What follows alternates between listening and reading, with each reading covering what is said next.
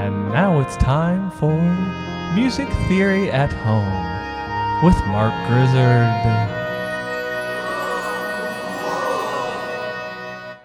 18, 19, 20.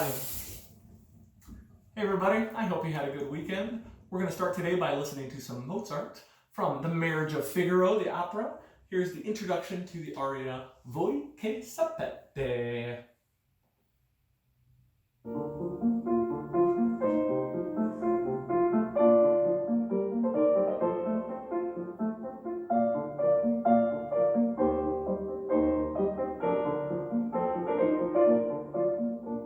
Oh, that's nice. We are obviously in the key of B flat major. If you were asked to create a Roman numeral analysis of this, I think it would not be too hard. Of course, it's keyboard texture, a little more to wander through, but we would notice some clear harmonies going on. Certainly these left-hand arpeggios. We could take a look at measure 1 and recognize that it's all one B flat major triad. And so forth throughout the rest of this excerpt. We could also take a look at the phrases and recognize that what we just listened to was generally two phrases. The first phrase ends at this line, it ends on a 5 chord, that's a half cadence. The second phrase comes back to an arguable, perfect, authentic cadence, root position 5 to root position 1. Now, if I asked you to create a Roman numeral analysis of this entire aria, it would take a while, and I'm not sure how much more we would gain as musicians in the process. So, we would take a step back and take a look at this as a contextual analysis. We would take our consideration of tonic areas and dominant areas, and we could apply them here and recognize that this first phrase starts with tonic and gets to dominant. Cool, that's enough for me right now. The second phrase establishes tonic, gets to dominant, and comes back to tonic. We might want to point out some other interesting things about this as we look in on maybe a little closer. This second phrase, that's sort of this newer, wider expansion of the idea of a basic phrase. It's not really tonic or dominant. We have this 2/6 chord. It sort of gives this phrase a little more journey. What do we call this? We call this the predominant area. And what does it mean to be the predominant area? Of course, something that leads to the dominant area. So we might widen our sense of a basic phrase by talking about tonic, predominant, dominant, tonic. And here's what our book says about it. Predominant harmonies, which are 2 and 4, are so named because they lead to the dominant. Predominant triads share scale degrees 4 and 6. So of course, the clearest predominant is a root position 4 chord. 1, 4, 5, 1. Basically taking our 1, 5, 1 and expanding it. 2 chords are also predominant because, as we see here, they do share many scale degrees. We often see it in inversion. A 2/6 chord still has scale degree 4 in the bass. So 2 chords and 4 chords are our predominant harmonies. So we might widen our analysis, or rather have a slightly more in-depth analysis by throwing in a predominant at the end of measure 3. Just a little bum, ba-da, ba-bum, and then a big weighty, longer predominant area in the second phrase. Ba-da, ba-da, so again, a broad strokes way of looking at a piece of music without getting stuck in the weeds of Roman numerals.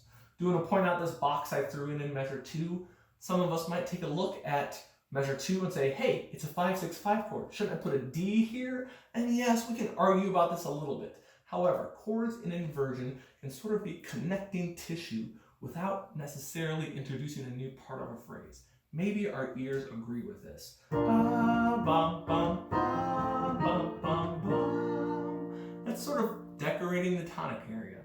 The 5 in measure 2 isn't nearly as strong as bum, ba, da, ba, dum, right? Our basic phrase doesn't just go TD, TD all over the place. We kind of want to be going somewhere. So we might call measure 2 still part of our tonic area. Even though there's a 5 chord, it's not as strong of a 5 chord. So there's a little bit of wiggle room to all this, but chords in inversion can sort of indicate that we're still in the middle of a phrase area. Okay, so we get a chance to practice this by taking a look at workbook 13.5. The general assignment here looks familiar, fleshing out Roman numerals in SATB voicing. I think we have the tools to do that. When we are done with that, we can step back and notice that the Roman numerals here suggest the use of the predominant area. So I'm going to look at example B. Here's the work I've done. Of course, there are many right answers, but I would take a look at this 4/6 chord, going to a 4 chord, going to a 5 chord with a raised leading tone back to 1, and recognize that this is T, PD for 2 chords, D, T. Of course, you might have something similar to that, but not quite, as long as we are obeying good SATB spacing and doubling. So part 1 of your homework is going to be the bottom of this page, E and F. 13.5 part 1, E and F. Next part of your homework is 17.1 analysis. We're taking a look at a Bach chorale, Aus meines Herzens Gründe. I'd like to play some audio from this. Here's a guy I found on YouTube covering this chorale, playing recorders or electronic recorders, MIDI controlled electronic wind instruments. This guy is my hero. Here's what it looks like, 4 of them. This guy's the best, and here's what he's doing.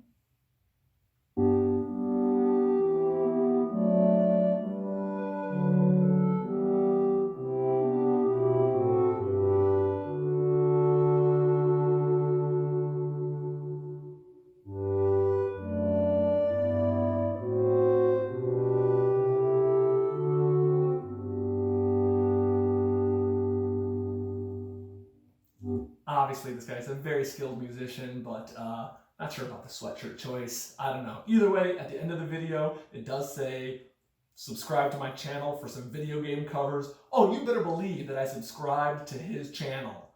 Us YouTubers need to stick together. So, here's my analysis of 17.1 part 1A. We see some passing tones. We see a couple of neighbor tones. Otherwise, pretty clear harmonies. So, took me a little while to do the Roman numeral analysis. I might step back and do a contextual analysis to see how these phrases work. I will say that I've crossed out some of the assignment here. This whole 2-level contextual analysis is a little silly. My first line is trying to throw them a bone. Again, chords in inversion can sort of connect a tonic area, while measure 1 does have a 4 chord and a 5 chord in it. In terms of the way the phrase develops as a whole, we kind of live it in the tonic area. Ba, ba, ba, ba. Not nearly as weighty of 4 and 5 chords that happen later in the phrase as the downbeat of measure 3. Ba, ba, da, da, ba. Those are the really structurally important 4 and 5 chords. So their first level of contextual analysis is sort of pointing out how we could argue that measure 1 has a little P, D, and D in it, even though this is all tonic area. So for the purposes of this assignment, the second line is the contextual analysis I'd like you to do. Take a look at where this phrase is going, maybe just using these T, P, D, Ds once per phrase. Measure 1, measure 2, measure 3 gets to predominant, and then measure 4 gets to dominant. Then measure 5 is tonic, and then finally a little short predominant, dominant, tonic. Cool, give that a shot in example B. I'll have the audio for you. Again, homework is assignment 13.5, part 1, E and F, and 17.1, part 1, B only. Have a great day, guys. 1, 2, 3.